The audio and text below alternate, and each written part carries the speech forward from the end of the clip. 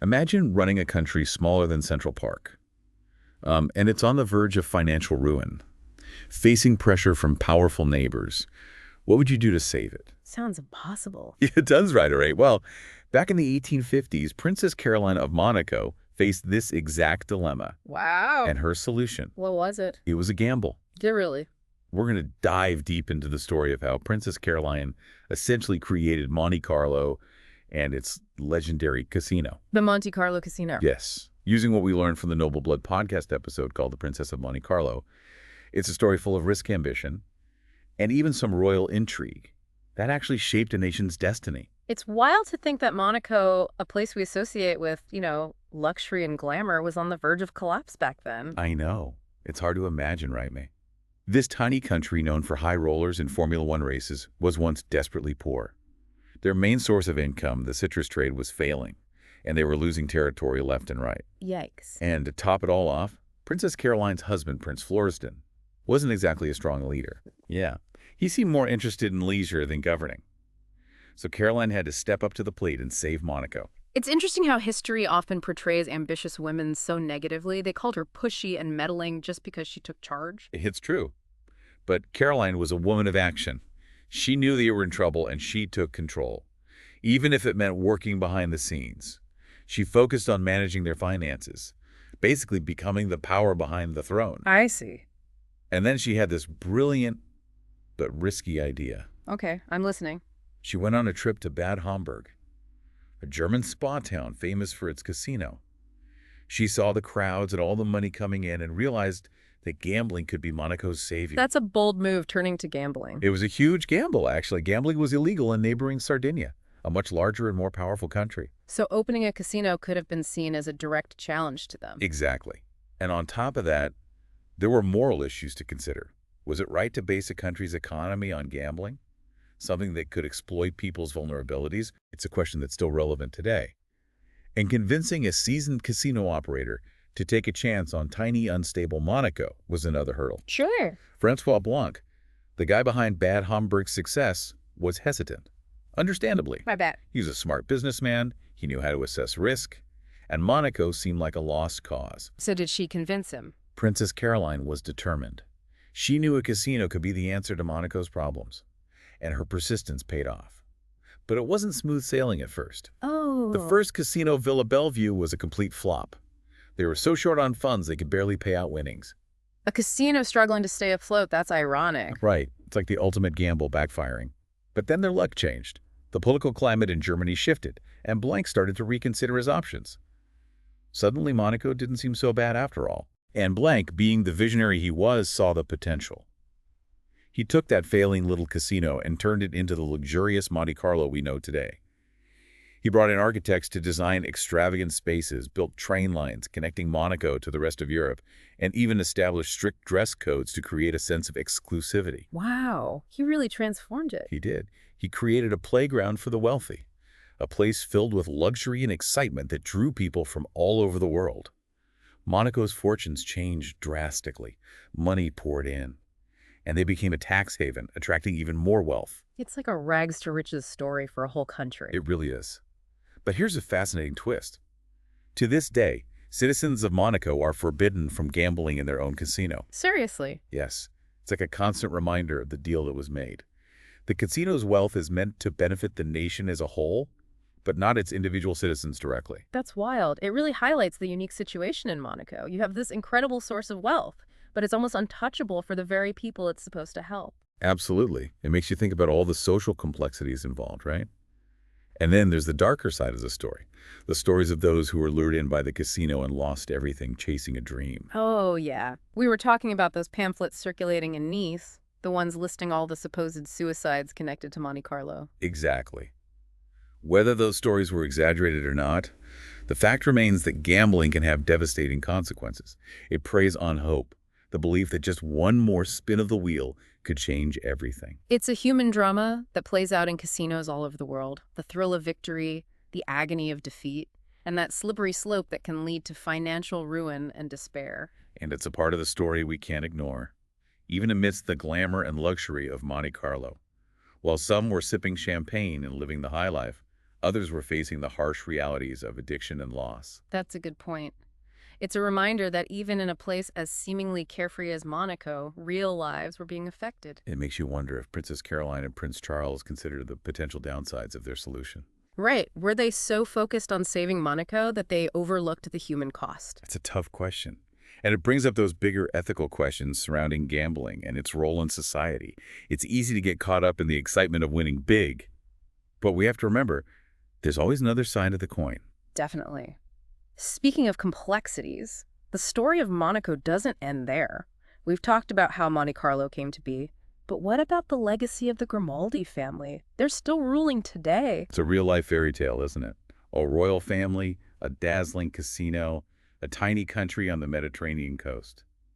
But as we've seen, there's more to the story than meets the eye. Definitely. The Grimaldis have ruled Monaco for centuries. They've dealt with political turmoil, family drama, and the constant struggle to maintain their independence. Their history is a mix of ambition, resilience, and even a bit of scandal. That sounds intriguing. What can you tell us about their journey through the 20th century? It was quite a ride. They faced a lot of challenges, like almost being taken over by the Nazis during World War II. And then there was Grace Kelly's whirlwind romance and tragic death, which captivated the world and brought both joy and sorrow to Monaco. Ah, Grace Kelly. Her story is still so captivating, that fairy tale wedding to Prince Rainier III, the Hollywood glamour, and then that heartbreaking accident. Her marriage to Rainier in 1956 was a global sensation. It cemented Monaco's image as a playground for the rich and famous, a place where dreams come true. But her sudden death in 1982 cast a shadow over the principality. It reminds us that even in a place as idyllic as Monaco, life can be unpredictable. Tragedy can strike even amidst beauty and wealth. And yet the Grimaldis carried on. They navigated the complexities of the 20th century, adapting to changing political landscapes and holding on to power. Today, Monaco still stands as a symbol of wealth and glamour, and the Grimaldis are one of the most interesting royal families in the world. They've shown incredible resilience. They've balanced tradition with modernity, holding on to their heritage while embracing the 21st century. And they've done all of this while maintaining Monaco's status as a tax haven. A haven for the wealthy, a place that continues to capture our imaginations. It's a story that's still unfolding. I'm curious to see what the future holds for Monaco and the Grimaldi dynasty. I guess we'll explore that in part 3 of our deep dive. Yes, in part 3, we'll look at the challenges and opportunities Monaco faces in the 21st century and how the current Prince Albert II is shaping the future of this remarkable nation. Yeah, it really makes you think about how complex it all is, doesn't it? You have this incredible source of wealth, but it's off limits to the people it's meant to help. It really does. And remember those pamphlets we talked about? The ones in Nice that listed all those supposed suicides linked to Monte Carlo, Oh, yeah. whether they were true or not. It shows that gambling can have some really bad consequences. Definitely. It preys on hope, on that belief that one more spin could change everything. Right. It's a story we've heard countless times. The thrill of winning, the pain of losing, Yeah. and that dangerous path to losing everything. And it's something we can't ignore. Even with all the glitz and glamour of Monte Carlo, while some were living it up, others were struggling with addiction and loss. It's a good reminder that even in a place like Monaco, real people were being affected. Do you think Princess Caroline and Prince Charles considered this when they made their decision? It's hard to say. Were they so focused on saving their country that they didn't see the potential harm? It's a tough question, and it raises those bigger ethical questions about gambling and its place in society. We can get caught up in the excitement of winning big, but we have to remember there's another side to it. Exactly. And the story of Monaco doesn't end there. We've talked about how Monte Carlo started, but what about the Grimaldi family? They're still in charge today. Yeah, it's like a real-life fairy tale, a royal family, a famous casino, a tiny country by the sea. But like we've seen, there's a lot more to it than meets the eye. Absolutely. The Grimaldis have ruled for centuries. They've dealt with political issues, family drama, and the challenge of staying independent. It's a history filled with ambition, resilience, and even a bit of scandal. Wow, that's fascinating. What about their journey through the 20th century? It must have been quite a ride. It was. They almost got taken over by the Nazis in World War II. And then there was Grace Kelly's story, her whirlwind romance and tragic death. It captivated the world and brought both joy and sadness to Monaco. Grace Kelly. Her story is still so captivating. That fairy tale wedding, the Hollywood glamour, And then that terrible accident. Yeah, her wedding in 1956 was a huge global event. It really solidified Monaco's image as a playground for the rich and famous, but her death in 1982 cast a shadow over everything. It shows that even in a place like Monaco, life can change in an instant. Tragedy can happen anywhere. True, but the Grimaldis kept going. They made it through the 20th century, adapting to changes and holding on to their power.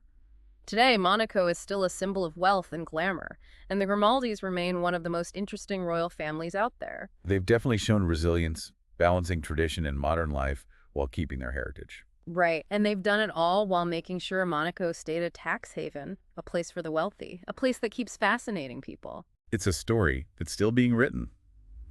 I wonder what the future holds for them. I guess we'll find out in part 3. Yeah, in part 3, we'll look at the challenges and opportunities they face today, and how the current Prince Albert II is shaping the future of this unique nation. Welcome back. It's amazing how Monaco has managed to stay in the spotlight. It's still a magnet for the wealthy, a tax haven, but it's also changing in ways I bet Princess Caroline never imagined. It's interesting how they're trying to branch out their economy.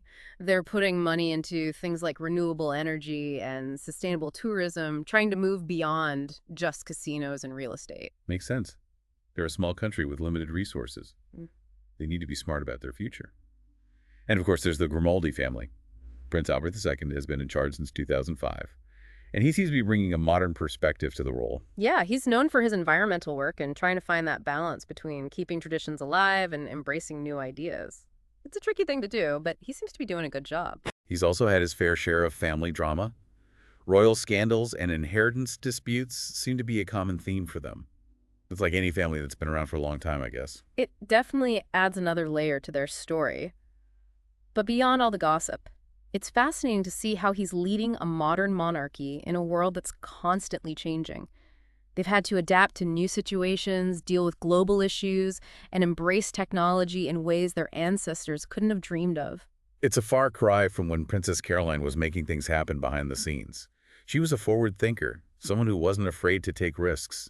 It's interesting how Prince Albert is kind of carrying on that legacy of leadership and innovation. Definitely. There are some similarities there. Both Caroline and Albert had to figure out how to ensure Monaco's survival, each in their own way. So what do you think the future holds for them?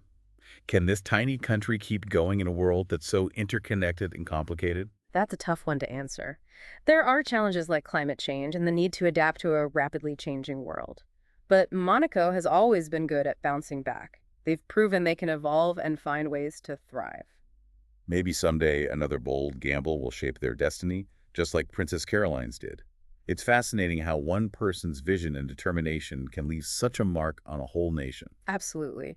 The story of Monaco reminds us that it's not always about size. It's about vision, being able to adapt, and being willing to take calculated risks, even when the odds are against you.